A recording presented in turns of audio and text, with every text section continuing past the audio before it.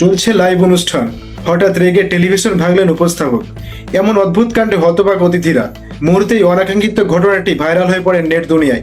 সমালোচনায় ভারতীয় সঞ্চালক, কিন্তু তিনি এমনটা কেন করলেন?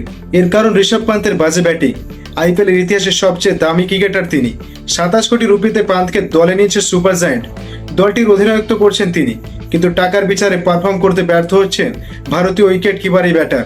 এতেই চড়েছেন হোস্ট। ঘটনাটি বৃহস্পতিবার আইপিএল হায়দ্রাবাদ লখনৌর ম্যাচে হায়দ্রাবাদের দেওয়া 191 রানের টার্গেটে নিকোলাস পুরান মিচেল মার্শ দারুণ ব্যাটিং করেন। সে অর্থে মাত্র 15 বলে 15 রান করেন পান্থ। এর আগের ম্যাচে 6 বলে ডাক মারেন 27 কোটির এই ক্রিকেটার। এমন হতশ্রী পারফরমেন্সে একদমই মেনে পারেননি এই উপস্থাপক। কথা বলতে গিয়ে মেজাজ হারিয়ে রিমোট ছুঁড়ে মারেন টিভিতে, এরপর কাচের টেবিলও ধাক্কা মারেন তিনি। অবশ্য তার এমন ব্যবহারে যথেষ্ট কারণ রয়েছে। নিজেদের প্রথম ম্যাচে 0 রানে আউট হওয়ার পাশাপাশি গুরুত্বপূর্ণ সময় স্ট্যাম্পিংও মিস করেন পান্থ।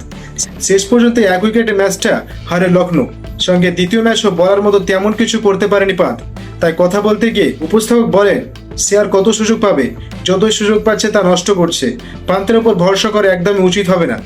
এদিকে উপস্থাপকের এমন কাণ্ডে নেট দুনিয়ায় চলছে সমালোচনার বড় ঝড়। এই ঘটনাকে জঘন্য বলছে আবার কারো মতে অনুষ্ঠান জমাতে এটা স্ক্রিপ্টের ঘটনা। সে যাই হোক, পান্থকে নিয়ে উপস্থাপকের কাণ্ডই এ প্রথম নয়। এর আগে বক্সিং ডে টেস্টে পান্থের আউটের ধারণাকে তাকে স্টুপিড বলেছিল সুনীল গাভাস্কর।